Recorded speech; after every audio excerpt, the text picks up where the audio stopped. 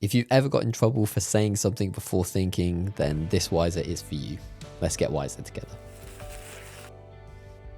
Let's start with the wisdom. You can't always control the thoughts that enter your mind, but you can choose the response that leaves your mouth. Wisdom lives in the gap between the two.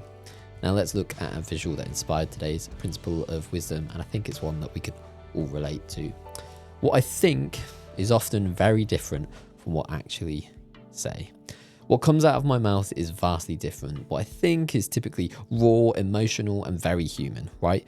But this image highlights an important truth that our first thoughts are often instinctive. They are shaped by those emotions, those past experience, maybe even trauma, and our immediate reaction to a situation. But our response, what we choose to actually say or do next, is where the wisdom and self-control come into play. Now let's look at a saying that complements this, and it comes courtesy of Viktor E. Frankl. He says, between stimulus and response, there is space. In that space is the power to choose our response. Now, he was a Holocaust survivor, Frankl, and he reminds us that while we may not be able to control every situation or every emotion, we do have the ability to pause and choose how we respond. For someone to experience such suffering as he did, yet still recognize the value of the response to that hardship, should communicate just how much wisdom is actually in between the situation and the response. And that small space can change everything. Now let's build on this with today's explanation. Our minds produce thousands and thousands of thoughts each and every day. Some are helpful, some are irritational, and some are just emotional reactions that appear before we've even had a chance to think clearly. If you've ever thought something like, I can't believe they just did that, you are not alone. Those reactions are part of being human. But maturity isn't about eliminating those thoughts, it's about deciding what to do with them. So today, I want to encourage you with 3 ways to practice responding wisely. The first is to pause before reacting. A moment of silence can prevent a moment of regret.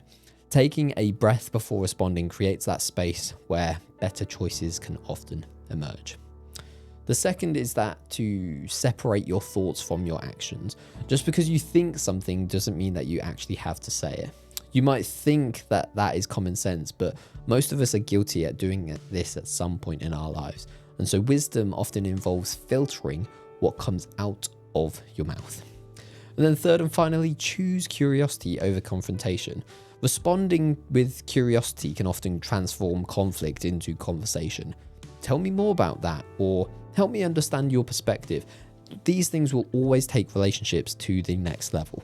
And so your first thought may be automatic, sure, but your response can still be intentional. And often your response is what defines the outcome of the conversation. Now, if you want to unpack this more for yourself, I encourage you to reflect on these 3 journal prompts. The first one is, when was the last time I reacted quickly and later wished I had paused first? The second is, what helps me create space between what I think and what I say? And thirdly, how might my relationships change if I responded with curiosity more often? Now, if you want to learn more about the life-changing habit of journaling, check out journalwise.com, but that's enough for that for now. Let's dive into today's resource, and it is the book of Viktor E. Frankl, who I mentioned earlier, Man's Search for Meaning. Now, this is a phenomenally powerful book. He shares his own experience during the Holocaust and how he kind of explores the idea that even though he was in the most difficult of circumstances, humans can still have the ability to choose their response. And his work remains one of those most profound explorations of that meaning, resilience, and personal responsibility. If you want to learn more about today's principle of wisdom, I'm pretty sure that this book would help you with that. And so if you want to consider picking up the book, you can learn where to buy it with the link in the description. Alternatively, consider checking out your friendly local bookstore. Thanks for checking out today's video version of Wiser. If you like this video, you'll love this playlist here. And if you want to receive these insights straight into your email inbox each and every week, check out wisernewsletter.com to subscribe for free. Thanks, and I'll catch you in the next one.